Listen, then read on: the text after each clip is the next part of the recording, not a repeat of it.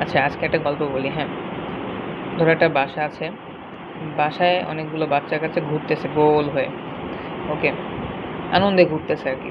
কেন আনন্দে ঘুরতেছে? কারণ তাদের দাদি, যে গ্র্যান্ডমা, উনি লুচি বানাচ্ছে কর্নের, মানে ভুট্টা যেটা বলে, কর্নফ্লাওয়ারের লুচি বানাচ্ছে। বাসা থেকে মনে রাখবো স্ট্রাটাম বেসাল।